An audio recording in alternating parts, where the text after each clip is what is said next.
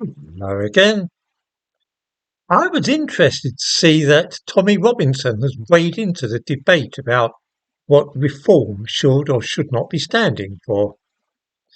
In the description to this video, I give a link to a tweet yesterday from Tommy Robinson in which he urges Nigel Farage to stop appeasing Islam and to, let's see, yes, let members of Reform exercise their free speech in opposition to the Islamisation of our beautiful Christian nation. Well, that's telling him. A clear reference there, by the way, I fancy, to Rupert Lowe. All this has been triggered, of course, by the resignation of Zia Youssef, who was until yesterday chairman of Reform. You see, there are supporters of Reform who think that Nigel Farage is a bit too soft on immigration and Islam. I'm not at all sure about that. My guess is that he actually detests both immigration and Islam as much as the most fervent of his supporters. But he is now struggling against two very strong instincts which are pulling him in opposing directions. On the one hand, it's the fact that he really dislikes immigration and foreigners and would like nothing better than to see mass deportations and purges, restoring this country to a homogeneous white society. I have no doubt at all about this, nor that he hates Islam and all its words. What's with getting rid of Rupert Lowe then? Isn't that what he was in favour of too? This is where we come to the second of those two impulses. The Reform Party, like UKIP and the Brexit Party before it, essentially consists of, well, Nigel Farage. Can any viewers name anybody connected with either UKIP or the Brexit Party other than Nigel Farage? Or what about Reform? A few months ago, one might perhaps have mentioned Rupert Lowe and Ben Habib. They fell from favour, though. The name of Zia Youssef was also known, but now he too has gone.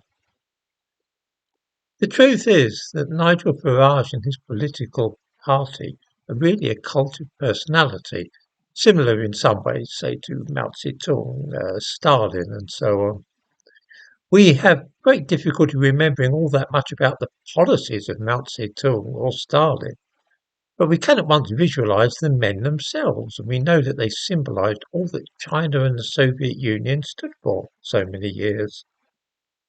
This is how Nigel Farage sees himself, as the saviour of Britain and the man who personifies all that is good about the nation. A kind of latter-day John Bull, ready and willing to stand up to Johnny Foreigner and, if necessary, give him a bloody nose. He does not want anybody else's name to be appearing in the newspapers, though, in connection with his party, which is why Rupert Lowe got the heave-ho.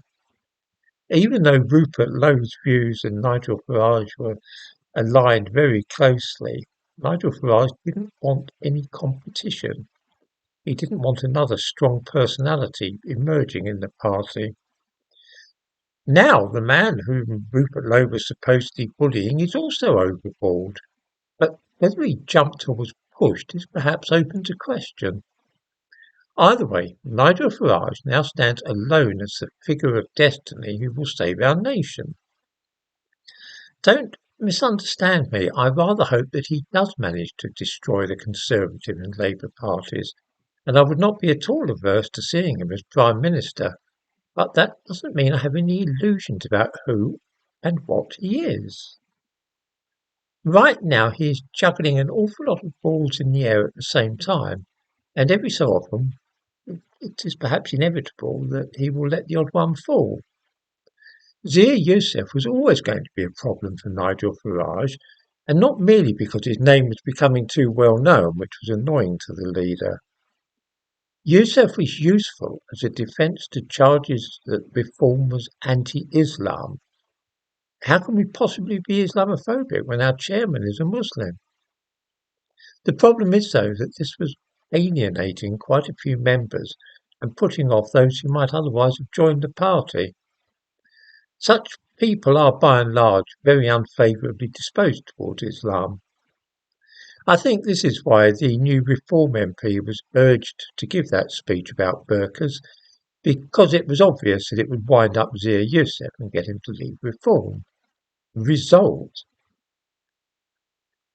unless I miss my guess, in the coming months Nigel Farage will be dropping one or two pretences and making it more clear where he stands, in a bid to woo more members who really do not like Islam, foreigners, homosexuals, Jews, or various other groups.